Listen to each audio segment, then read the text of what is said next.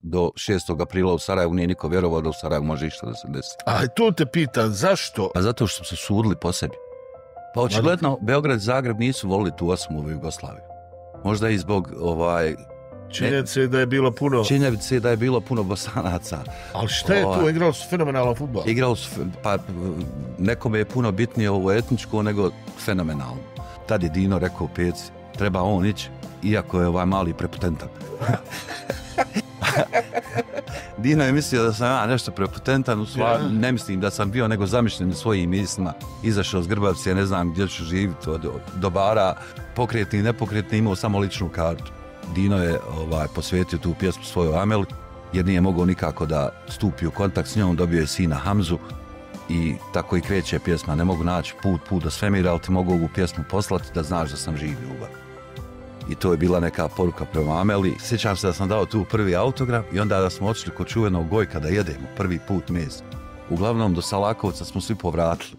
Jer niko nije, svi izuzev Pece, i mi smo govorili tebe Peca ne možemo iskoristiti niko primjer.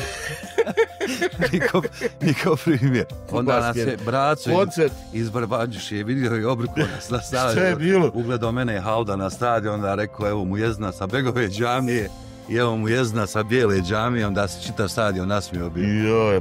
Međutim, vi znate kakva je ovo sad sredina. Mene su predstavljali kao pjevača koji je postao savjetnik, nije niko rekao ovo je čovjek koji je završio sve te škole u Americi. Još uvijek ovdje postoje službe koje pokušavaju da devalviraju sve ono što ima veze sa nezavisnošću Bosne i Hercegovine. Jer pjesma Sva bol svijeta, apsolutno nevezano za mene, i institucija prvog odlaska na Euroviziju je u stvari muzička nezavisnost Bosne i Hercegovine. I tu recimo Dino Merlin 7 pjesama napisao za taj album. Jedna od tih pjesama je poslije zloupotrebljena, pa je postala veliki hit u Srbiji. To sam te htio pitati. To je pjesma Beograda. Ovo je prava istina o tome, jer se ta pjesma pojavila u Srbiji 3 godine nakon što sam ja snimio ovu pjesmu.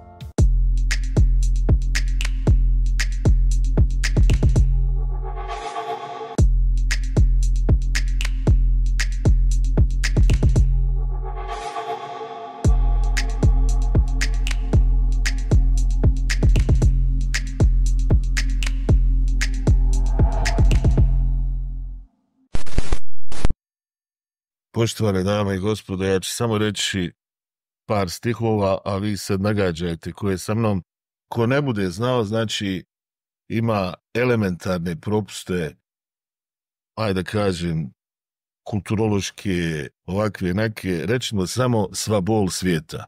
Preko puta mene je gospodin Fazla. Fazla, dobrodošao. Hvala Dino na pozivu u ovaj podcast, izuzetno mi je drago da imamo priliku da pričamo dan. Meni je čast i zadovoljstvo jer jednostavno već dugo vremena sam imao želju da te ugostim i evo naravno otvorile se karte i sad sam tu. Odakle da krenemo? Ti si toliko osebujna osoba da jednostavno ti si profesor sociologije, je li tako? Tako. Pa onda si jednostavno medijska ličnost, pa si serijski fudbaler bio, pa si čak i u manekenskim vodama bio, onda miljenik masa i čovjek koji je istorijska ličnost, znači imamo te i tu, čovjek koji je prvi put ponio zastavu Bosne i Hercegovine na Euroviziji i nas sve učinio jako ponosnim, jer u tom trenutku glas iz Sarajeva da se čuje da smo živi, zdravi i da još pružam otpor i znake života, to je za nas sve značilo jako mnogo. Sad reci ti meni kako ti sam sebe vidiš i kad bi te neko sad htio predstaviti, kako da te predstavi? Samo da kažemo Fazla ili... Pa meni je najdraže to samo Fazla. Malo si ti ovo previše izglorifikovao, ne shvatam ja sebe to toliko ozbiljno. Koliko si ti sve isto. Ja samo hoću da kažem ljudima, obično ne daju mi ljudi da budem znaš, elokventan. Ja se fino sprijemim, kažem ti to, jesam šta fulio, nisam. Znači, malo li je biti profesor? Ma nije sarajevski puno da se fališ. Dobro, ali da kažeš. A eto, možemo reći. Ajde, nećemo se faliti. Nećemo se faliti. Ma ništa, ja sam momak koji je rođen u Sarajevu, autentični predstavnik sarajevske pop škole, sve što sam nabrojao, to je tačno. ali eto nisam nikad izašao iz gabarita ovog grada. Ponašam se po uzansama i postulatima koji su davno prije mene postavljeni i mogu ti reći da mi je jako drago što je to tako. Pričali smo znači o tim postulatima, ajmo odmah ovako da malo pričamo, šta je Sarajevo za tebe u suštini, šta je to sarajevski duh, šta je to taj neki način sarajevskog života, ti si jedan od najboljih reprezentanata toga. A malo je apstraktan to pojam, sarajevski duh, međutim Sarajevo je grad koji egzistira jako dugo. Ja sam imao sreću da sam dio najboljeg života, mladosti proveo u Sarajevu kad je Sarajevo dostiglo svoj puni potencijal. Pričamo o 80-im olimpijskim godinama. Imao sam veliku sreću da u svijetu muzike budem jako blizu, pa čak u nekim situacijama integralni faktor ljudi koji su stvarali tu sarajevsku pop scenu. Vrlo malo ljudi koji se danas bave muzikom su imali tu sreću da budu blizu Zdravku Čoliću, Hariju Varešanoviću, Dini Merlinu i najvećem od svih Davornu Popoviću, Pimpeku, koji su u suštini bili puno jače ličnosti nego što su bili umjetnici i pjevači. Kako to, molim te, možeš da mi kao ličnost misliš kao ljudi? Kao ljudi. Ja mislim da će dugo vremena proći, recimo, da se osoba kao Davorin Popović rodi. U interakciji s ljudima, u pomoći prema ljudima, sa takvom lakoćom interpretacije muzike, a ta muzika je bila avangardna. On su 69. godine snimili pjesmu Da sam ja netko. Bravo. I sve to ide, kasnije ćemo vjerovatno pričati, kad budemo pričali o razvoju te pop muzike, toliko su napravili jake temelje za generacije koje dolaze, da uopšte nije bilo iznenađenje kad je kod Duce Marković na hit mjeseca u Beogradu prvi 10 pjesama, svi 10 pjesama bilo iz Sarajeva.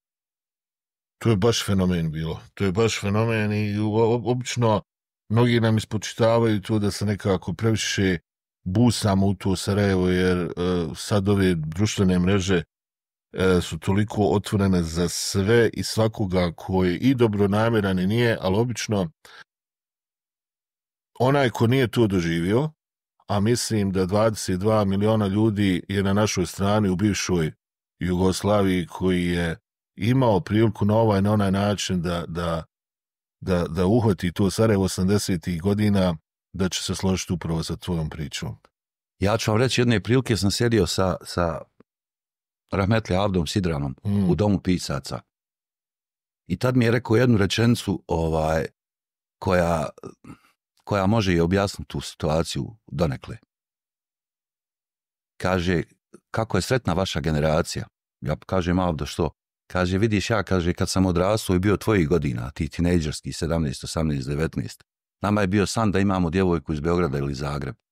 Sad je, kaže, situacija takva da djevojke iz Beograda i Zagreba imaju san da imaju momka u Sarajevu. To je jednostavno... To je možda najbolje objašnjenje. Najbolje objašnjenje. Avdo kad ga zakuca, nema šta reći poslije toga. Tako da možda to sublimira situaciju, tu kulturološku, i kad pričamo o životu u Sarajevu 80-ih godina, kako je to sve skupa izgledalo. Hajde sad ti mene objasni, pošto ti sad si živi svjedok, nije mala stvar, na tvojim materijalima su radili vrhunska imena, znači od Ine Merlina, Fahrudina Petskozi, Adija Edemula Havilović, Harija Varšanović, Saša Loš, Alka Bojić. Pa hajde malo, znači malorije. Znači tu su krema i autora i ljudi koji su etablirana imena i već proslavljena imena, znači na jugoslovenskoj sceni. Objasni mi iz takvog rahatluka kao što mi kažemo, da nam se desi taj neki prijelom 90-ih godina i da se sa takvim žarom krene taj isti grad uništalet. Ti si sam se zadesio, koliko se sjećam, jer sam se pripremao za ovaj razgovor na Grbavici. Znači, odjednom se ostao i bez kuće i bez svega. Iz tog svog, opet kažem ti, prijatnog ambijenta, desi se da si u svom rođenom gradu izbjeglica. Možeš li to objasniti kako? Ja još uvijek nisam sam sebi uspio objasniti kako se moglo dići ruku na Sarajevo. Pa sa ove distance je puno lakše objasniti nego u tom momentu. Da. Jer mi svi znamo da do 6. aprila u Sarajevu nije niko vjerovao da u Sarajevu može išta da se desi. A to te pitan, zašto mi smo znali gorio je Vukovar. Radno selo je već uveliko bilo... Pa zato što su sudili po sebi. Zato što mi sudimo po sebi. Mi znamo da mi takvi kakvi smo bili, u kakvoj multikulturnoj sredini smo živjeli, sarađivali, radili i družili se, nije uopšte tajna, pa ja vjerujem da ti imaš vrlo slično iskustvo. Da si tek u ratu saznao etničku pripadnost određenih prijatelja, vjersku pripadnost određenih prijatelja, mi smo se znali po nadimcima. I naš odnos je bio samo, naš odnos prema ljudima je bio samo u kontekstu kvaliteta čovjeka, u kontekstu potencijala humanog koje je ta osoba imala. Prema tome mi nismo razmišljali o tome. Ja sam 1991. godine u Beogradu bio na promociji Zdravka Čolića, Čaj Šukarije, mislim svirale su trube, mogao se osjetiti neki ne na njegovoj promociji, nego generalno u Beogradu neki nacionalistički odnos, ali mene to jednostavno nije doticalo jer sam mislio da je to marginalna pojava i da je to manjina ljudi. Onda sam otišao u Zagreb, radili smo bili ploču, Adim Ulhalilović radili, a šta ću ja kad tebe nema, Jasna Gospić, miksali smo ploču Ne jede ukraden, ko te ne zna skupo te platio. Pa to su hit do hita. Pa mislim, mi nismo znali drugačije. Hit do hita, hit do hita, jest. Mislim, bio je jako visok standard.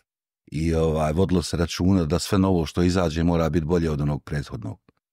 Tako da sam ja to mogao vidjeti u Zagrebu, u Beogradu, ali Sarajevo nije emitovalo Pa recimo i to su gradovi koji su, recimo, Beograd glavni grad, Zagreb predstavnica Hrvatske. Je to mentalni sklop drugačiji? Mi jednostavno i sećamo se Italije, recimo svjetskog prvenstva.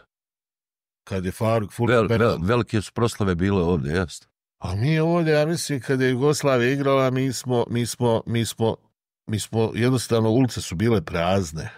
Dok, recimo, sećamo se kako je jugoslovenska reprezentacija fudbalska, pošto prošla u Zagrebu kad joj je zviždalo, Kšita Maksimir je zviždao, poluprazne tribine na Marakani. Pa očigledno, Beograd i Zagreb nisu volili tu osmu Jugoslaviju.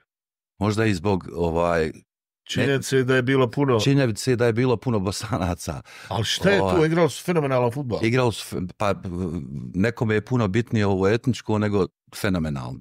Jesmo li živili mi u zablud, Fazla? Molim te. Pa ja ne znam sad kako vam to objasnio. Ja ne mislim da je to zabluda, ja mislim da smo mi živjeli upravo onako kako smo trebali da živimo. Pa ja mislim da je to recept kako bi trebali dalje da nastavimo i kako trebamo ići, ali pogledaj sad ovo.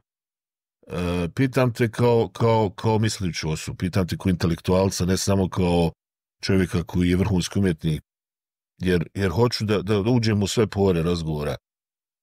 Imamo recepte, znamo šta nas je sretnim činilo, jel?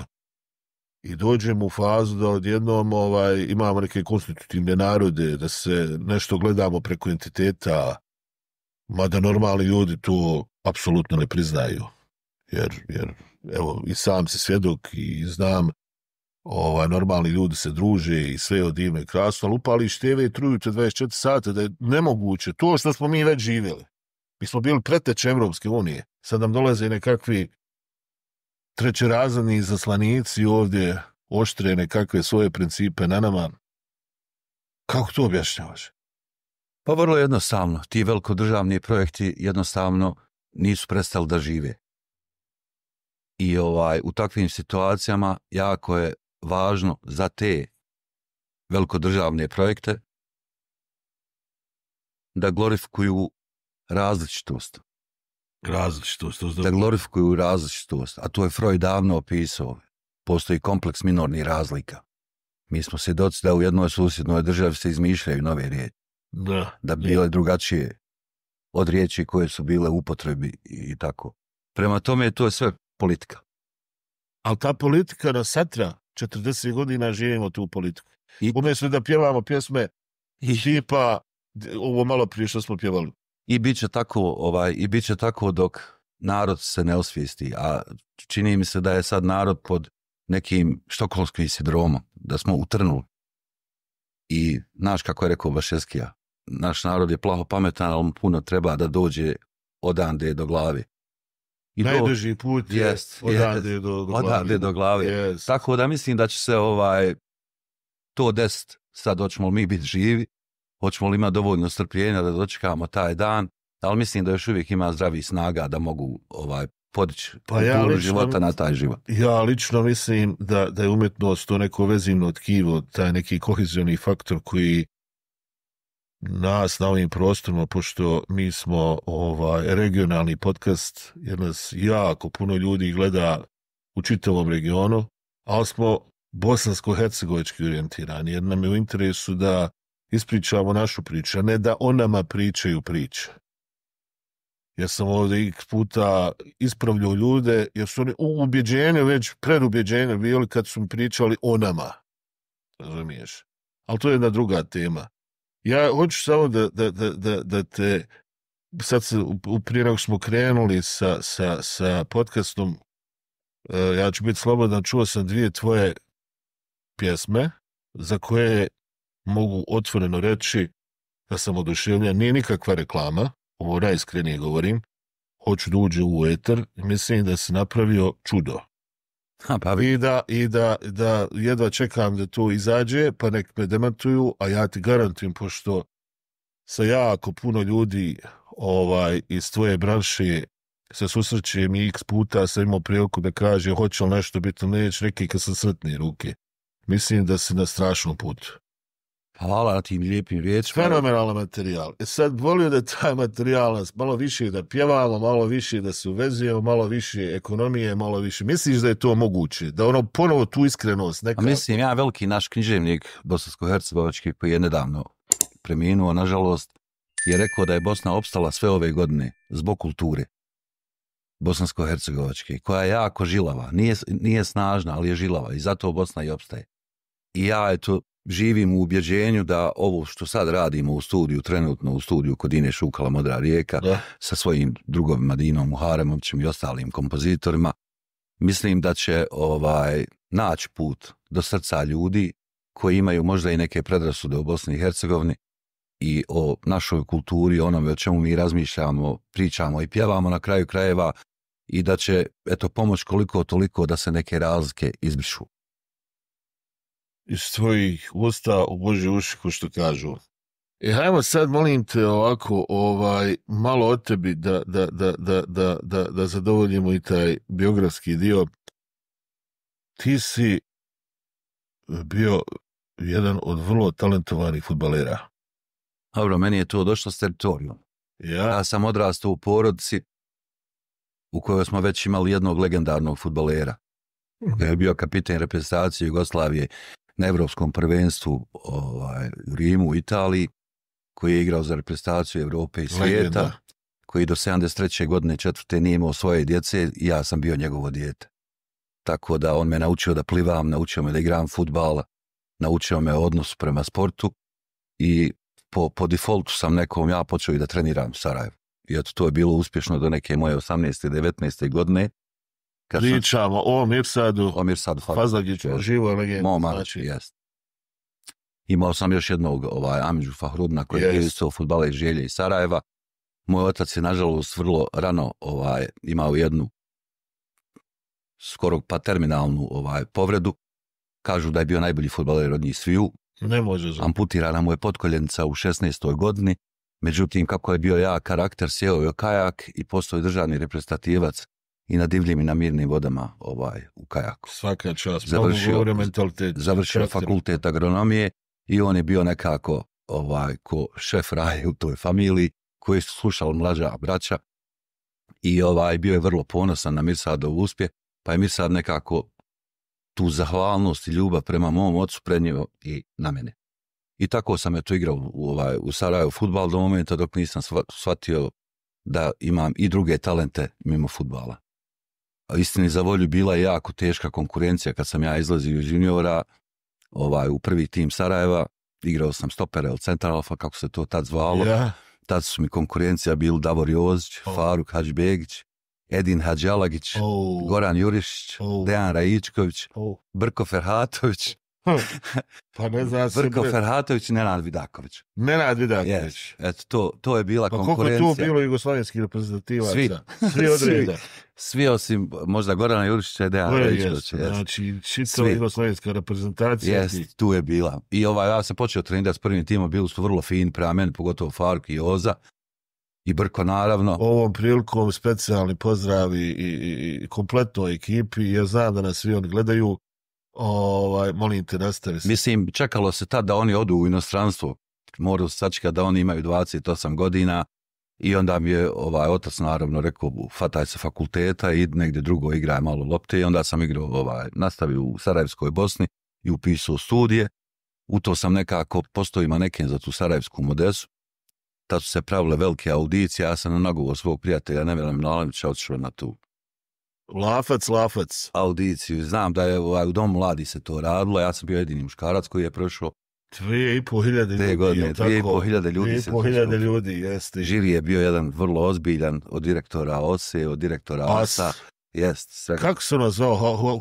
Huso, kako se zvao? Bio je Džabit Husić, poslije njega došao Mensur Osmanović. Ja sam bio u kad je bio Mensur Osmanović. I napravila se ta audicija, ja sam to tako počeo raditi. I tu sam radio 2 godine. Onda je moj amidža ta isti. Jel se moglo u to doba, pitam te sad, to živjeti bukvalno od manekenstva? Pa za student, ja sam igrao fudbal u Sarajevskoj Bosni, imao sam neku stipendiju, imao sam isto neke kompenzacije od tih modnih revija, tako da je meni to bilo sasvim dovoljno kao student.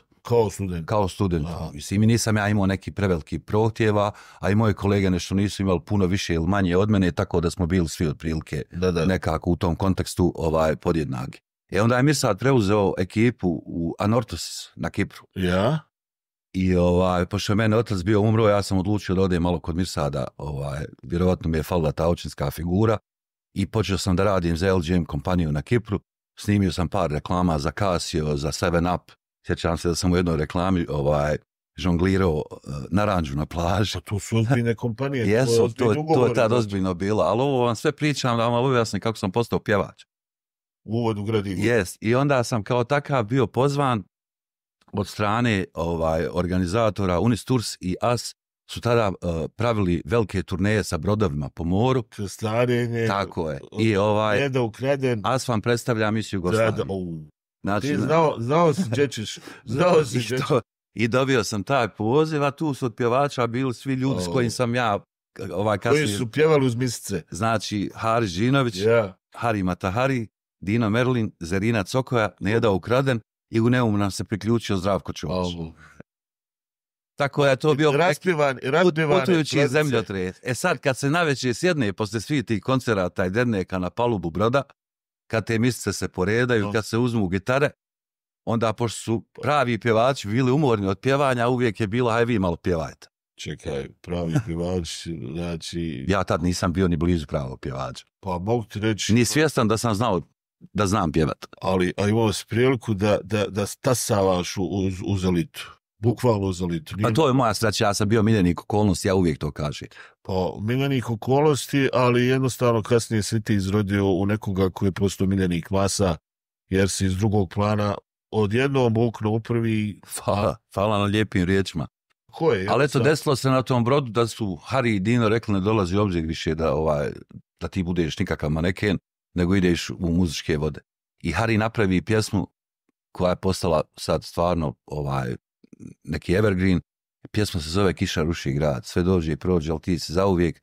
Sarajevo moj jedini je svijet. Na tu melodiju Dino Merlin napravi tekst i ja to snimim kao svoju prvu pjesmu. To mi je dalo u stvari kredibilitet da mogu da učestvujem na Euroviziji 93. godine sa pjesmom Dine Merlina i Fahrudina Pecikoze i Sva bol svijeta. Hajde sad, molim te, gledao sam neki klip s tobom i ne znam, to je bilo u Olimpijskom muzeju, ti 30 godina, sjediš tu, suza u oku, priča Dino, Merlin, kako je to sve izgleda. Mene interesuje i široke auditoriji, kako je Fazla postao lice Bosne i Hercegovine.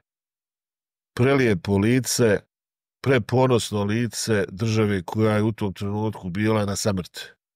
Pa mi smo se zadesli, prvo informacija kako smo saznali uopšte da postoji Eurovizija.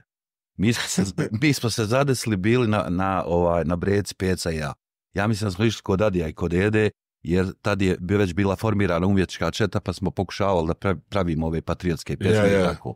I recimo ti dana je nekako i pjesma Ponese zastavu Dragane Vikiću, Peca je pisao tekst, Adi Mulalilović muziku.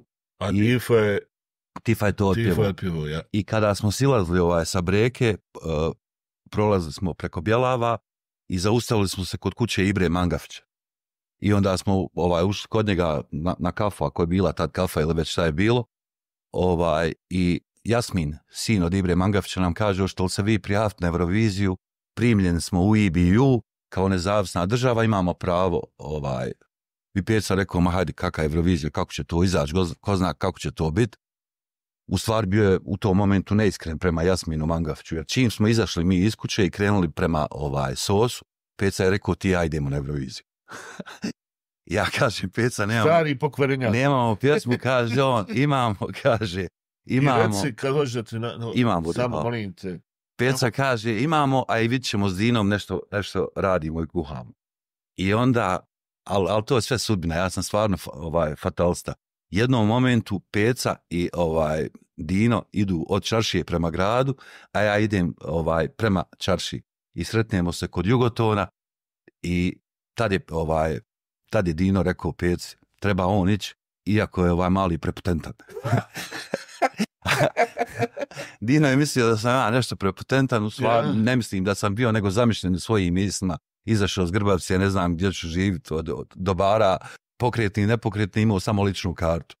I onda smo počeli praviti tu pjesmu. Dino je posvetio tu pjesmu svojoj Ameli, jer nije mogao nikako da stupi u kontakt s njom, dobio je sina Hamzu i tako i kreće pjesma: ne mogu naći put do svemira, ali ti mogu ovu pjesmu poslati da znaš da sam živ, ljubav. I to je bila neka poruka prema Ameli i onda smo odlučili da ćemo to napraviti. Počeli smo raditi u Holdinu demo snimak, jer je samo u Holdinu bilo struje. A pored nas se pravio film koji je tad imao radni naziv Tabut. To je Savršeni krug, Ademir Kenović i Avdo Sidran. I mi smo imali refren u pjesmi nije me strah, nije me stid. I onda je Avdo ušao u sobu, saslušao tu pjesmu i rekao: sklonite ovo, nije me stid, nema vas čega biti stid, nego stavite nije me strah, stati pred zid. I to je jedna bolja slika. Dina Merlin odmah rekao: kupljeno. To smo snimili. Jest. I onda smo otišli u dramski studio na 8 kanala, snimili taj demo, predali tu pjesmu, jedna od 47 i ušli smo u 12 u finale. I onda kad imao si ti ozbiljnu konkurenciju i ovdje. Preozbiljna. Znači bio je tu Žera. Grupa Kod. Kod je bio. Davor Popović. I fantastična pjesma, Bosna će pjevati, i Rahmetli Edo Mulalilović, strašna pjesma. Pa je pjevala Monja Sušac, pa je bila pa bilo je strašnih pjesama, mislim. Alma Čarđić, vrhunska pjesma, Svi na ulica. Ali eto, nekako aklamacijom je ispalo da ta pjesma Sva bol svijeta. Pjesma je bila vanserijska i u trenutku jednostavno oslikavala težnju svih nas da nas ljudi primijete, da nas vide. I jednu stvar koju te hoću pitati, ti kažeš u jednom trenutku nasuo sam se sam sa svojim mislima, izbjeglica u svom gradu jer si praktično prebjegao sa okupirane Grbavice. I sad, znaš šta je interesantno? Za sve one nevjerne toše koji jednostavno nisu shvatili da mi nikad nismo se borili za neke teritorijalne pretenzije, da nekoga oštetimo, da nekome nanesemo zlo. Ovo je bila najčasnija borba u istoriji modernog ratovanja. I generalno, ne postoji ni jedna pjesma koja je u sebi nosila dozu fašizma i nacionalizma. Ni mržnje. Kao što je to slučaj recimo sa strana onih koji nas i danas napadaju. Šta je to u nama? Znači, ti ostaneš bez kuće, ostaneš bez krova, ostaneš praktično sam sa sobom. i nemaš taj poriv, da jednostavno tog, da bilo kad, pa kroz pjesmu da ga negdje spomeniš u negativnom kontekstu. Ja ću opet citirati Abdu Sidrana, a i Ademira Kenovića, jer od dvojice sam čuo istu stvar, ko je stvarni autor te rečenice, ne znam. Sarajlija je biti privilegija. I ti kad shvatiš da je Sarajlija biti privilegija, onda se ponašaš ko orao, letiš iznad malih ptica. I jako je važno da se ne izgubi dignitet, jer onog momenta kad ga izgubiš i kad se počneš ponašati kao oni koji nisu Sarajlije, u tom kulturološkom smislu, onda i ti gubiš svoj identitet i prestaješ biti Sarajlije. I to je jedan od razloga zbog čega smo mi dobro vodili računa da ne emitujemo mržnju, da ne emitujemo nikakve, evo ti spomenuo fašizam, te asocijalne ideologije, nego samo da glorifikujemo ono što je najljepše u našem gradu i u našoj državi. I ja mislim kad se vratimo u ta ratna vremena i preslušamo mi te pjesme, Ulica prkosa Davora Popovića, Nebom lupa, nebom stupa moja generacija. Mjesečar. Bosna će pjevati. Ponesi zastavu Dragane Vikiću. Vojnik sreće Dino Merli. Digni se iz pepela. Mostarska. Mislim, evo ja sad ježim. Pa to su... Sarajevo će biti moja pjesma Kiša ruši grad. Sve dođe i prođe, ali ti si zauvijek Sarajevo, moj jedini je svijet. Znači, nikakva emitovanje mržnje i prema nekome drugom. Ja mislim da nam je to na čast što smo tako radili. Da li misliš da to nije dovoljno publikovano? Svjestan sam medijske blokade koja je bila enormna sa svih mogućih strana i sad kada analiziram tu situaciju, pogotovo sad dolaskom ovih modernih tehnologija tipa interneta, je puno lakše da dopreš do ljudi. Prije si imao TV, imao si radio, to je bilo sve u službi. Ali je bilo analogno, imao si samo jedan relej. Ljudi nemaju pojma, oni tek sad shvataju šta se, ili oni koji su zainteresovani, Pa evo, prije mjesec... Šta se ovdje desilo, razumiješ? Prije mjesec ili 2 dana, ja mislim, Arijana Saračević-Čelač je napravila jednu dokumentarnu emisiju o tome i razgovarala je sa svim ljudima. I Ranko Richtman, jedan svjetski dirigent, kaže, nisu to bile obične pjesme. Kako? I kad Ranko Richtman kaže da to nisu obične pjesme, a pogotovo što ne može Ranku niko fakturisati neku etničku pripadnost u kontekstu da je pristran, mislim da je pristran u toj priči, dovoljno govori o tome. Mislim, nemoj uopšte da trošimo riječ, moram opet biti orlovi da pričam o etničkim pripadnostima. Ne, govorim da ima jedan veliki kredibilitet, radi se o dirigentu Jerusalemske opere, čovjeku koji je osnovo i vodio, tako je. I on ako kaže za sve te pjesme da to nisu obične pjesme, ja mislim da je to veliki kompliment i da nama služi na čast, da možemo biti ponosni na ono što smo ostavili za sebe. Eto. Ja samo mogu reći da sam ponosan što sam dio tog vremena i koliko god da je bilo teško, a stvarno je bilo, jer opet ponavljam, mi ne smijemo te žrtve zaboraviti. Mi ne smijemo zaboraviti te ljude, a imam osjećaj da ih polako zaboravljamo, da polako na sve moguće načine se uklapamo u neke medijske slike koje nisu naše. I zato ovaj podcast koristim svaki put da podsjetim ljude, ne u smislu da se sjećaju nečeg ružnog, nego da se sjete i nekih ljudi i te životne filozofije koje nas je tada krasla je bila plemenita i koliko se ona i danas i prije razlikuje od svega onoga što je i danas problem. Potpuno se slažem, a evo sad da se nadovežem na tu priču. U tom kontekstu je bila Eurovizija jako važna. Da. Jer mi kad smo izašli iz Sarajeva, kad smo već dobacili, kako smo dobacili do Ljubljane na polufinale, počinje ta medijska pažnja.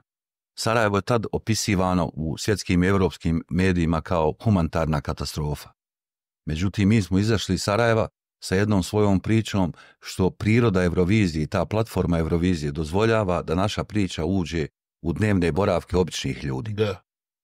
Vi znate da Euroviziju prati 350 do 400 miliona ljudi, ogroman stage, ogromna platforma. Da. Ja ću vam reći, kad smo se plasirali iz Ljubljane za Irsku, mi smo otišli ranije od sviju zbog mjera sigurnosti, mi i Izrael. Dobro sjećam toga. Mi smo recimo došli 10 dana prije, ostale reprezentacije dolaze možda 7 dana ranije. Za ta 3 dana mi smo toliko pres konferencija imali da ne postoji ni jedan medijski outlet ili medijski izvor. Pričamo o svjetskim, od New York Timesa, od Daily Mirrora, od Stara, Sana i ostali koji nisu saslušali našu priču, napravili neki footage video i koji nisu saslušali našu priču. I ja mislim da u tom kontekstu je tad Eurovizija odlično poslužila nama da ispričamo svoju priču. To je upravo to je jako bitno. Ljudi podcenjuju uopšte moć medija. Mediji su danas krucijalna stvar.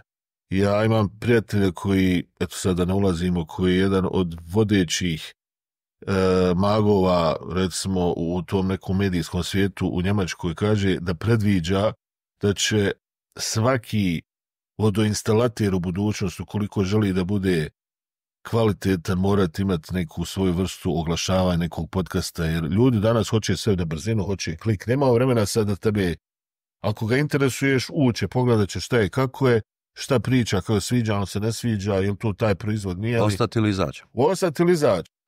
Živimo neka nova vremena. Brze odluke, tako. Brze odluke se donose. Znači, mediji kao mediji, to je bila, hajde da kažem, ta neka prva pobjeda Bosne i Hercegovine u nekom medijskom planu. Prvo je bilo, recimo, po meni na East Riveru da se za 22. maj 92. godine. Bravo, da se pojavila ta naša zastava, da smo još uvijek živi. Jer su krenuli da nas ataru. Onda dolaziš ti i onda sve ostalo je jednostavno dio istorije. Reci mi, malo čuo sam, eto, ta priča tvoja ispričana x puta, ne želim da je ponavljam, kako si ostao bez cipele, kako si pretrčavao, kako se zove, pistu. Reci mi, manje je poznato, ja sam to isto prokupuo jer sam se spremio za tebe i stvarno mi je zadovoljstvo da vas je negdje i HVO zaustavio. Pa imali smo zaustavljanje. I kako je to putovanje? Sad izlaziš iz Sarajeva. Ja prvi put kad sam izašao u Hrasnicu, ja kad sam vidio svjetlo, kad sam vidio da ima kola. Jes veliko iznenađenje. Kako, ja ne znam, da uzrižu ta putovanja, gore puca sa svih strana. Vrlo tanka linija između života i smrti, da to shvatite. I vidite, kad pogledate s te riže, mislim, mi smo svi pješke išlo se do jedne okuke prema Hrasničkom stanu, gdje je čekao neki Grasov, razvaljeni autobus bez jednog stakla, da nas dobaci do malog polja, gdje su ove skakaonice. Pa eto, ja sam bukvalno došao bez cipela do Hrasnice i do tog autobusa. Nađo ti kakve cipele? Izvijeni, ja ti čitavo vrijeme... Ne, naravno ti, našao sam cipele kad smo gore dobacili već do Igmana, i naravno presvukli smo se, nije se niko ni razbolio, hvala Bogu, jer to je toliko adrenalin jak bio, da smo znali gdje idemo i šta da radimo. Onda smo sutradan, ja mislim, dobacili do Jablance. Tad sam prvi put u životu dao autogram nekom. Onako prljav sjeli smo, jer tamo su radili kafići u Jablanci i radili su čak i zelenare. Nemoj zazati. Čak i zelenare radili u Jablanci. I znam da su došla neka mlađa raja, djeca, ako mogu da dobiju autogram. U stvari, oni su imali struju i gledali Euroviziju. I sjećam se da sam dao tu prvi autogram i onda da smo otišli kod čuvenog Gojka da jedemo prvi put mes. Uglavnom do Salakovca smo svi povratili. Jer niko, svi izuzev Pece, i mi smo govorili, tebe Peca ne možemo iskoristiti niko primjer. niko primjer. Ni u ratu nije toliko smršao koliko je trebao da smrša, kao ostali. Onda su nas dole u Salakovcu zaustavili i sproveli su nas do tog kampa HVO, i onda su krenula pitanja gdje smo krenuli, koju državu mi idemo predstavljati, da nije to država, da je Herceg Bosna država i tako te stvari. Držali su nas tu 1-2 dana, onda je neku kraću, manju vojnu akciju Sefer Halilović poduzeo, tako da su odlučili da nas puste i dali nam pratnju do granice. Onog momenta kad smo ušli u Metković, to je totalno drugi život. Druga država je sve živo, sjeli smo u autobus vozili se 24 sata do Zagreba, prešli sa autobusom preko Pontonskog mosta. Još uvijek smo blatnja. Još uvijek smo blatnja. I dolazimo u hotel Panoramu, tako blatnjavi, bukiramo sobe da idemo na Euroviziju. Nevjerovatno. I sad to nekome ti da objasniš iz ove perspektive, on će reći da slud. Ili ćeš reći, evo što pišu i ovi, kaže, u Sarajevu, pored svih tih belaja, organizujete mis izbore, organizujete Eurovizije, dolazi van onaj iz Iron Maidena, onaj Bruce, kako se zove, zaboravim. Ja, ulazi nam U2 ovdje, kaže, pa nisu oni tamo bili baš po takvom opsadom. Molim te da bi ljudima približili šta to znači.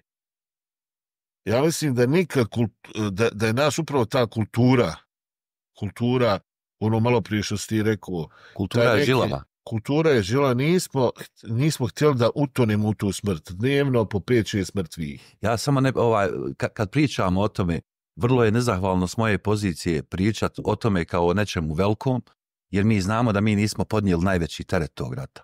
Ali smo bili... Znamo da su ljudi u rovovima bili. Točno, znamo da smo imali medicinsko osoblje koje je krpilo te jadne ljude. Znamo da smo imali javne kuhinje i ljudi koji su pokušavali logistikom nekom da nas prehrane, da ne umremo svi od gladi. Znamo da su tu bili ljudi koji su pokušavali da spoje struje, vode i ostale stvari. Pa je malo nezahvalno pričati. Dobro, bili smo gladni, ne. Tako je. Ali recimo da se desi jedna kosa u Sarajevu. Da se Sarajevo film festival desi u Sarajevu. Bravo. Da nam dođu Suzan Sontag i svi ostali ljudi, da se čovjek zapali zbog nas. Bravo. Da se čovjek bukvalno zapali zbog nas. I evo sad mu imamo neku planinarsku rutu prema Bukoviku u njegovo ime. Vrlo jedna nadrealna situacija. Nevjerovatna, granate, napad je 100 metara od pozorišta, u pozorištu je predstava. Tako je. Predstava, hajde ti molim te to stanje. I roditelji puštali djecu da budu novi baletani, da budu nove balerine, da uče violine, da uče... Nisu htjeli da potonu. Pa ja mislim da je to jedini ispravan otpor. Moraš nastaviti da živiš po bilo kakvim uslovima. I ja sam tad prvi put vidio koje su humane granice kod ljudi. Šta čovjek sve može da izdrži. Čovjek je čudo. Šta čovjek sve može da izdrži. Bez stakla u januaru, bez grijanja, kako ne, bez grijanja. Sjećam se da smo se, hajmo rođak, Samir Prović jednom pokrili čilimu. Da je toliko hladno bilo da smo se na kraju pokrili čilimu. Naravno, u punoj ratnoj opremi smo spavali. Mislim, to je tako, ali eto, izdržalo se i hvala Bogu, živi smo da možemo ispričati sve kako je to izgledalo. Nemoj samo da zaboravimo to, jer mi smo skloni da nam se iste stvari dešavaju u jednom redovnom ciklusu od svakih 50 godina i svaki put se desi nešto gdje kažemo nismo bili baš spremni. Kako to tumačiš? Opet polazimo od sebe, jer ljudi prave odluke na osnovu onoga u kakvom miljeu žive, pod kakvim okolnostima žive i kako su vaspitavani. Jednostavno mi nismo agresivni.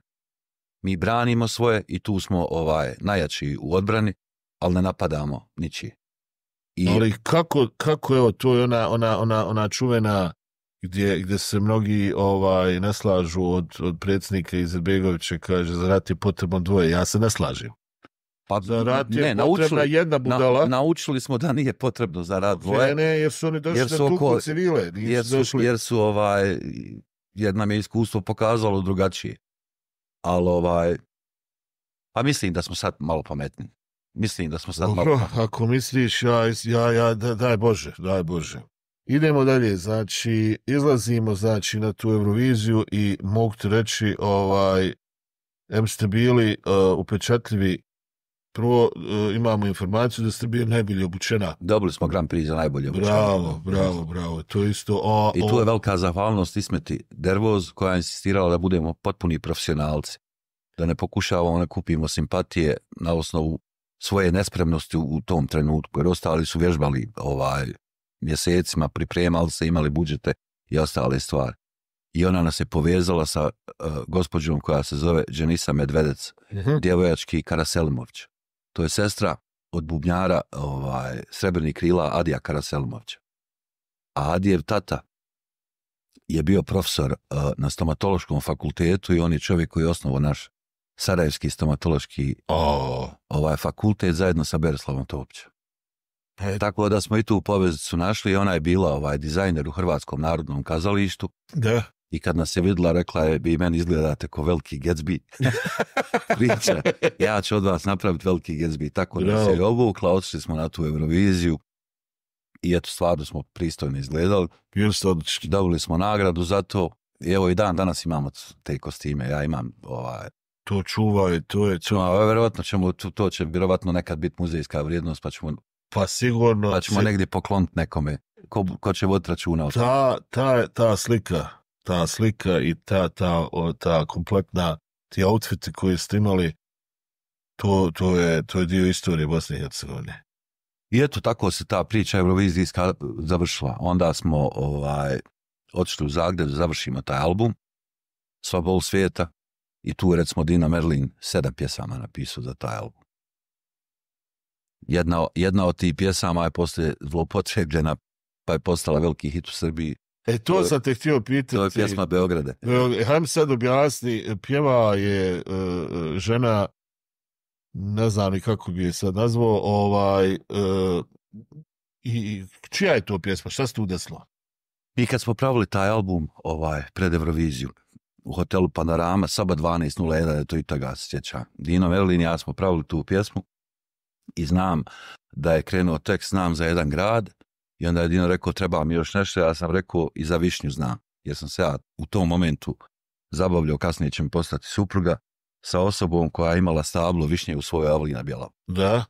I onda smo Znam za jedan grad, za Višnju znam je boju haljne, ja je kupio, oko sustana ja je ljubio i snimili smo tu pjesmu pod imenom Jednom sam probao. Dino Merlin je tada izdao pjesmu Moja Bog da sna i album Moja Bog da sna i izašao je moj album Sva bol svijeta.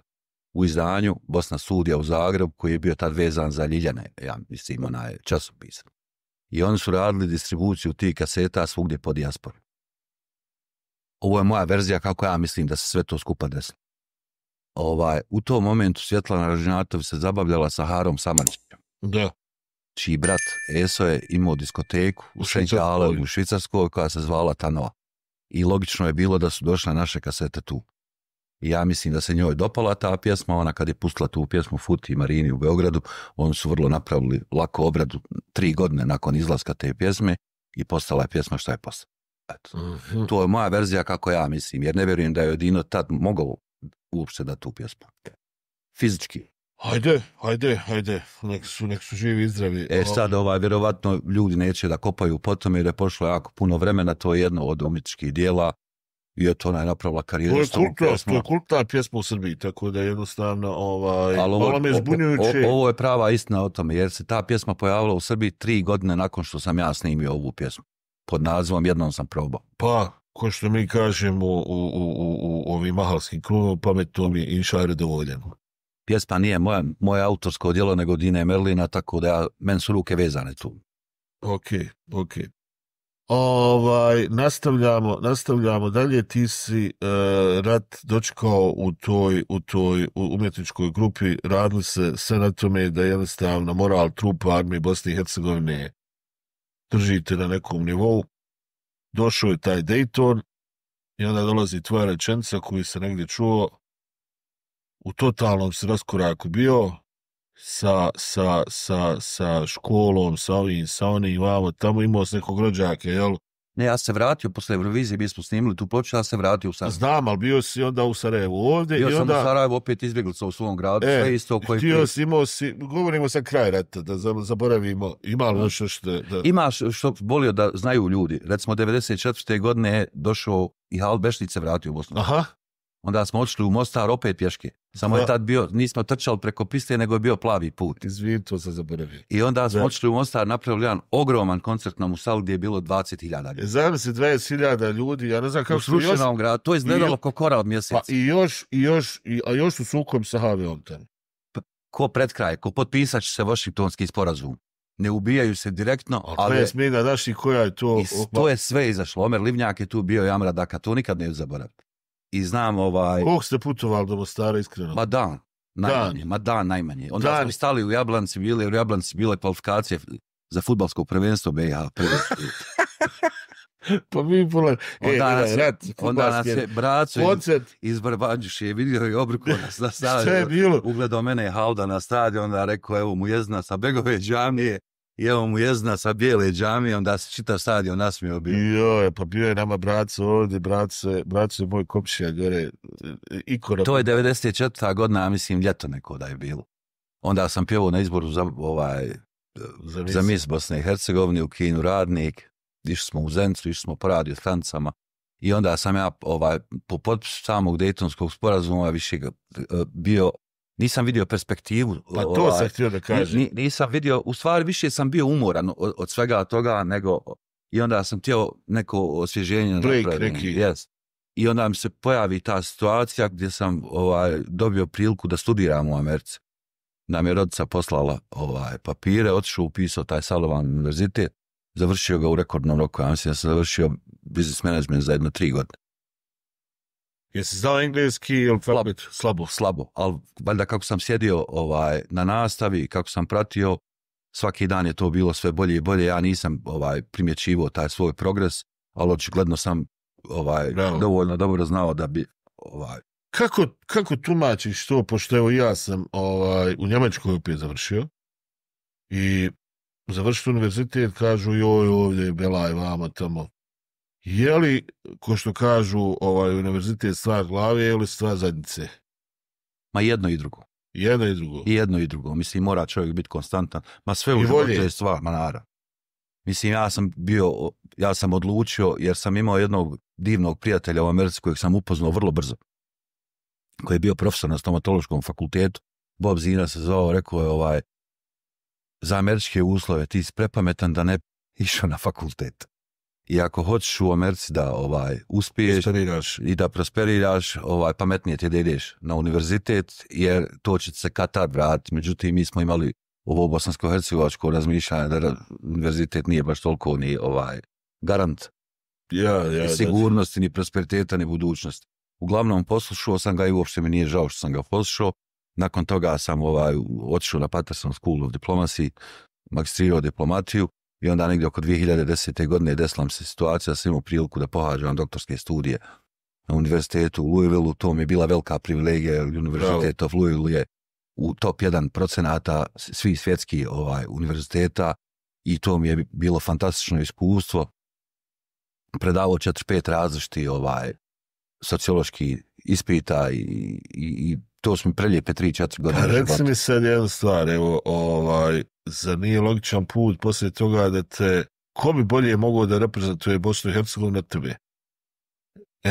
M čovjek s pedigreom, neko ko je izvorno naš, neko ko je provjereni patriota, neko ko je sad vanserijski i obrazovan. Ti, koji su ti planovi? Kako ideš sada? Ja nikakve specijalne planove, naučio sam kad čovjek pravi planove da se Bog nasmije.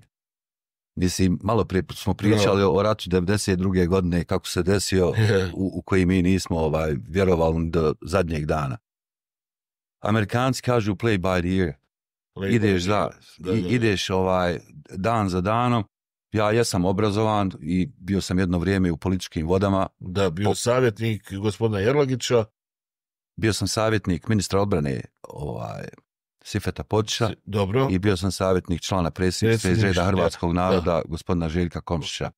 Međutim, vi znate kakva je ovo sad sredina. Mene su predstavljali kao pjevača koji je postao savjetnik. Nije niko rekao, ovo je čovjek koji je završio sve te škole u Americi, koji priča taj engleski jezik, ima određena iskustva. Dobro, ali to naši obično upakuju, ja mislim da to je s namjerom. Mi volimo da devalvuje. Ja mislim da ne mislim da je to da se radi o ličnom animozitetu prema meni, nego ja mislim da još uvijek ovdje postoje službe koje pokušavaju da devalviraju sve ono što ima veze sa nezavisnošću Bosne i Hercegovine.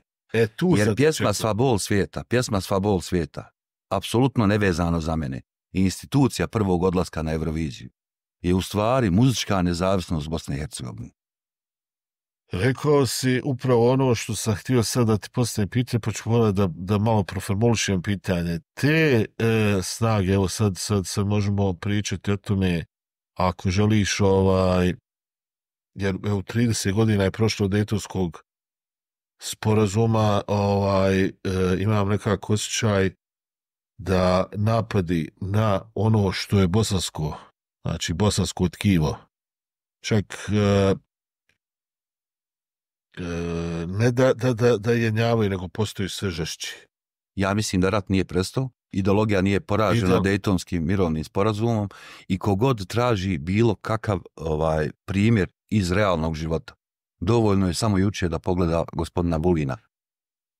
Ono je jedna od najvećih sramota u istoriji diplomatije. Znači, samo se vodi drugim sredstvima. Ali ne vidim razlog, evo kažem, jednostavno mi znamo da sad ne tupimo politiku ovdje puno. Ja govorim u svoje ime. Svima je jasno kako je ta Republika Srpska nastala. Evo, nastala je. I zašto jahati na mukama drugog naroda, zašto provocirati taj isti narod, zašto obstruirati? Jer od svih tih političara da traže rješenja koja će unaprijediti živote tih ljudi, jer oni najgore žive opet u toj Bosni, ili je rješenje da jednostavno po svaku cijenu idu opet u izolaciju. Ja ne vidim jednostavno da... Ja ne znam kakav će epilog ove priče biti, ali je evidentno koja se trenutno dešava na političkoj sceni. I više sam ovdje došao ko čovjek iz kulture, čovjek koji je integralni dio te kulturološke scene grada Sarajeva nego ko političar. Ali ću u jednoj rečenici sve sublimirati. Veliko državničke politike nisu odustale od Bosne i Hercegovine. I to nije od dana današnjeg, to je od Austro-Ugarske. Ali ja te moram pitati opet, ako neš da odgovoriš, opet razumijem. Ja želim da nam se ono što nas se desilo prije 30-40 godina, jel? Nikad više ne desi. Ne vjerujem da se desiti. Ja ne vjerujem, ali nismo vjerovali, ko što smo rekli, ni 92. jer smo bili totalno otvoreni. Ovo je bio i danas je otvoren grad. Pa kad čujem te pljuvačine po Sarajevu kako je to Džamahirija, kako ovdje žive neki novi ljudi, kako odavde je protjerano nekakvih 150.000 Srba, mene to vrijeđa. Mene to strašno vrijeđa. A ne vidim odgovor s druge strane da, mada hiljade dokaza da su to laži. Ja sam ovdje doveo gospodina koji je svjedočio ko što je o nesretnom događaju u Dobrovoljačkoj. Pišu nam ljudi istoriju koja nije se desila. 200 ljudi poginulo. Nije tačno da je desila. Poginulo 6 ljudi, general Kukajac rekao imenom i prezimenom koju istoriju. Tačno, ali neko piše drugu istoriju. Imaš tablu ovdje prema istočnom Sarajevu gdje piše da je neko istjerivao Srbiju ovdje. Govore da smo imali logore nekakve. Ljudi, ja ne vidim s ove strane nikoga ko se... Ja bi svaki dan pisao krivične prijave za to. Imamo presude suda. Ali to vrijeđa. Mi smo ovdje štitili... Imamo presude suda, ne treba se ni baviti s tim. Presude se uopšte ne komentarišu. Ali odrastaju djeca. Nego, socializuju se tamo, oni misle, stvaraju se neprijatelji. Imamo 2 škole pod jednim krovom. Totalno nenormalno. Apartheid. Totalno nenormalna situacija. Pa mi smo pričali o tome 1000 puta. Jest apartheid i izborni zakon koji nam pokušavaju nametnuti. Isto je apartheid, mislim, moj stav je jasan. Da. Bez obzira da li ću pjevati u Zagrebu ili Beogradu, ja jesam za građansku državu u Bosnu i Hercegovini. To je moj odnos prema svemu tome. Mislim da je istina i presude da su na strani ove ideologije s kojom se ja slažem i u kojoj se osjećam vrlo komfortno. Mislim, mi znamo šta je mitologija. Da. Narativna istorija koja dobiva 1001 konotaciju u toku priče. Ja mislim od Murata i Kosova polja pa do dana današnjeg. Da. Prema tome, ne mislim da treba previše energije trošiti na to, mi treba da znamo šta se desilo ovdje, da njegujemo tu istoriju i da, kao što si rekao, uvijek budemo spremni za budući scenario koji bi bio sličan. Ono što ja znam iz tog političkog svijeta, mislim, bio sam u Ministarstvu odbrane u predsjedništvu, Ja znam da ljudi s kojim sam ja surađivao vrlo trezveno razmišljaju o situaciji i vrlo su pripravni na svaki mogući scenarij. Ja nekad pomislim da nismo na tom, ali mi je drago da čujem tu stvar. Hajde da preskočimo tu temu, idemo dalje.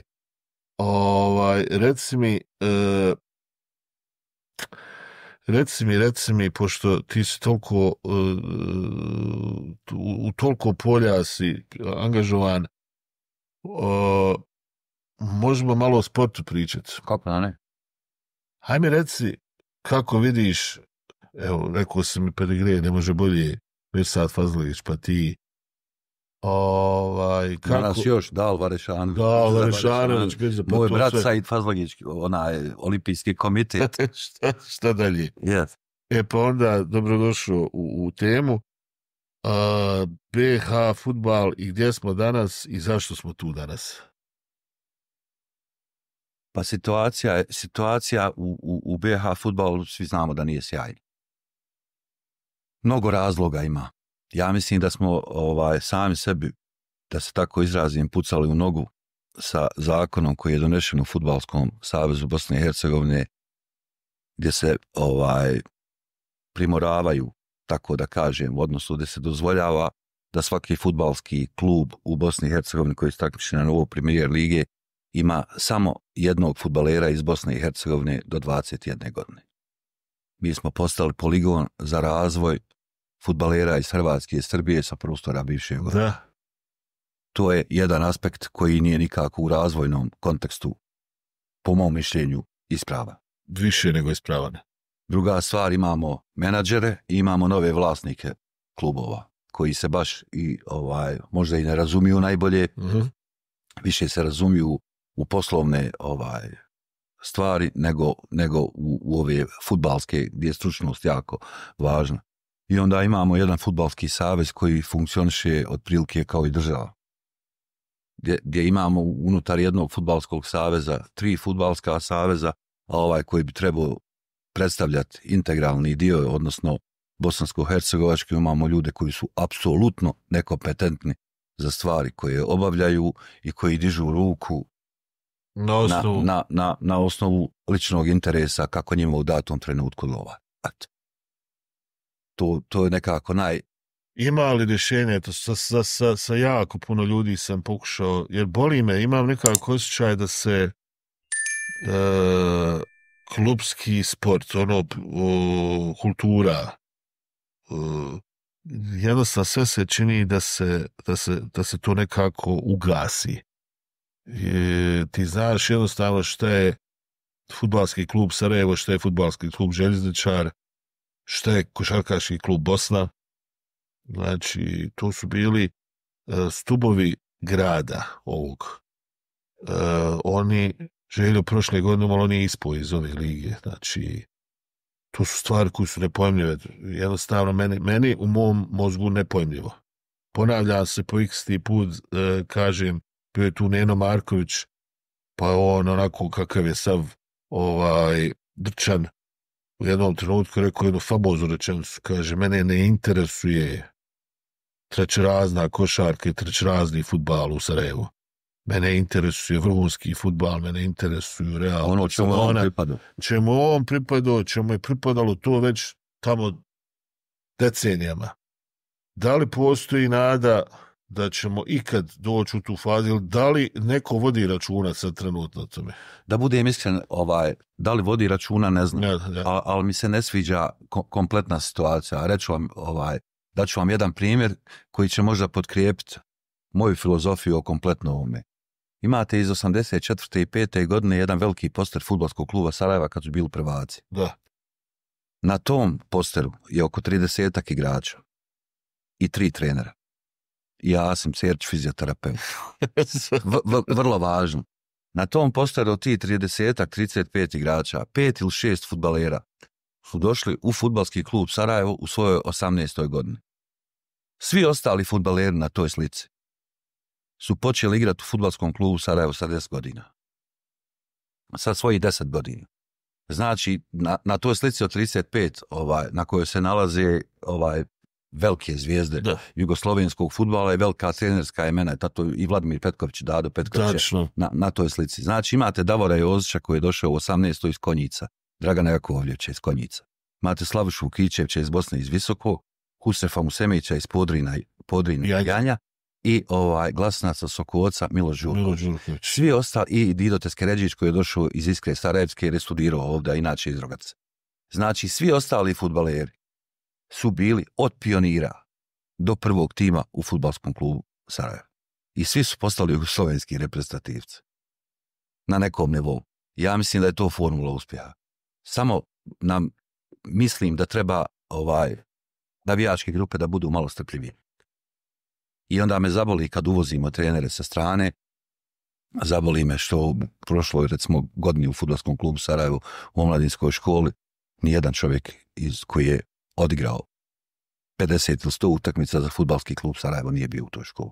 To vidim, sad se malo mijenja, vidim da je Alen Škoro preuzeo par trenera koji su igrali u ovim mlađim generacijama. Volio bi da malo više odlučuju u savjetodavnom kontekstu ljudi koji su pronijeli slavu fudbalskog kluba Sarajevo. Isto to mislim o košarkaškom klubu Bosna, isto to mislim o fudbalskom klubu Željezničar.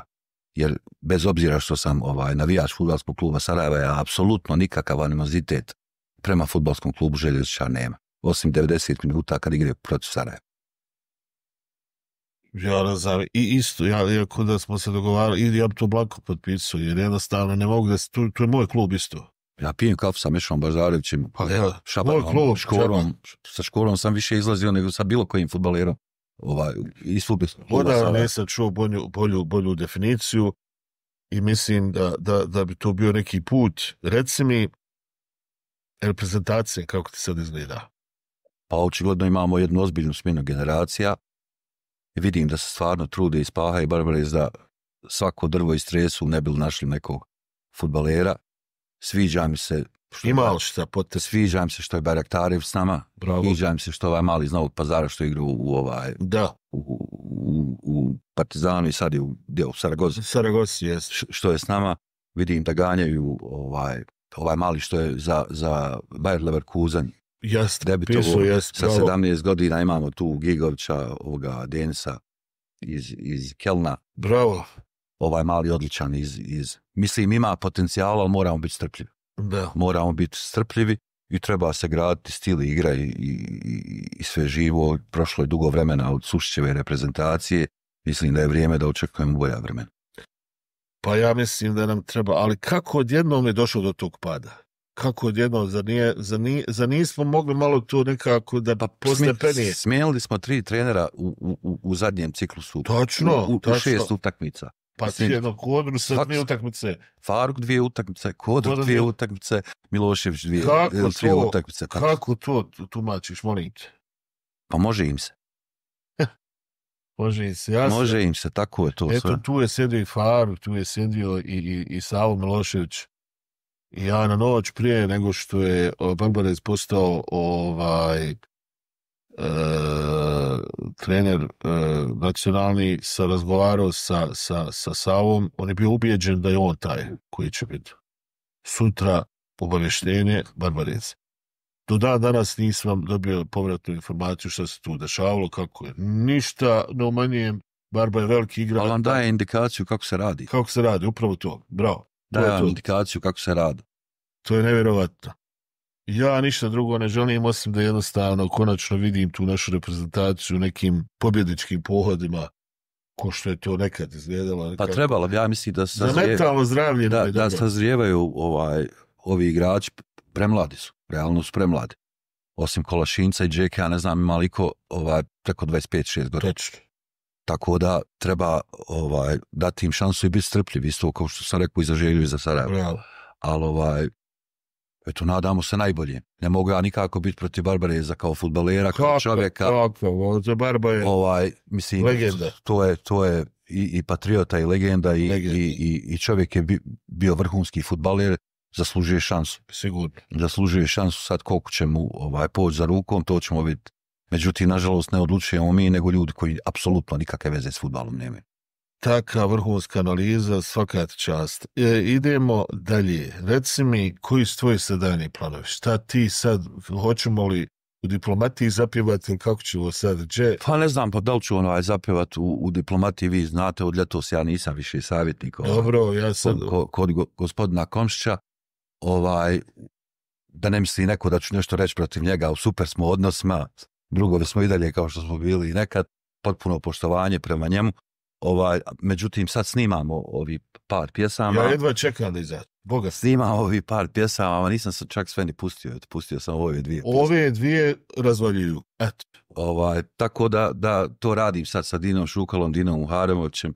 Mam još jako puno ponuđenih pjesama, pa ćemo nešto još izabrati i vjerovatno ćemo u narednih mjesec dana neku ili mini formu albuma ili ozbiljniji album predstaviti publici na teritoriji ove bivše države, pa ćemo vidjeti kako će to sve skupa proći. Ja lično mislim da će to biti, neću ništa unaprijed da govorim, meni se jako sviđa, ko što kažu stari Latini, de gustibus non est disputandum.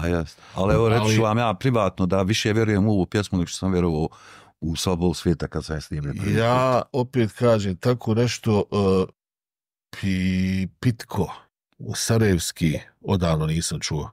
Jer ti si uvijek vodio računa o svojim pjesmama i tvoje, pa dobro, radio s gigantima i ti si jednostavno a to je standard koji su oni postali, jes. Povukao su vlage, tako da mislim da će se ovo pjevati još jako dugo. Ajde. Reci mi, molim tvoj ustao, Boži uš. da ja se obratim našim ljudima. U kojoj smo minuti? Pa to je sjajno, fenomenalno. Dolazimo do čuvenog pitanja, znači Balkan Rulesa. Ima li nešto što te nisam pitao, jer ja non stop na ti zato što si moj mahalaš. A ti... Više je haustorče nego mahalaš. Više je haustorče nego mahalaš, ali to je to, jes, tako je. Pitam te, ima li nešto što bi volio da kažeš, a nismo te pitali? Samo jednu rečenicu, da sam jako ponosan na svoju čerku, koja je vrhunski teniser, koja igra na Michigan State univerzitetu. Ljevak je, studira, nikad u životu nije 9 dobila i ima želju da igra za reprezentaciju Bosne i Hercegovine i trenira sa Deom Herđelaž, trenira sa Nafisom i sa ostalim djevojkama. Kad god ovdje dođe, eto nju nismo spomenuli, nju nismo dodirali. Pa eto to mi je najveći ponos u odnosu na sve u životu što sam uradio.